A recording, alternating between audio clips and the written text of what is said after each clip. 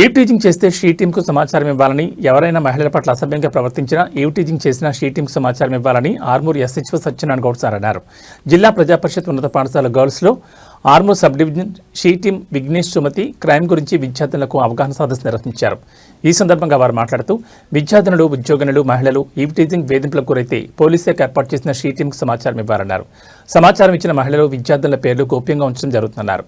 Eve teasing గురైవారు భయపడకుండా సమాచారం ఇస్తే రక్షణ కల్పిస్తామన్నారు. షీ టీం నెంబర్కు డయల్ 100కు సమాచారం ఇవ్వాలని సూచించారు.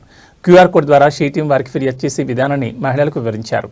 అనంతరం కార్యక్రమంలో ఇన్ఛార్జ్ ప్రధాన ఉపాధ్యాయులు కాంచన, ఉపాధ్యాయులు, విద్యార్థులు పాల్గొన్నారు.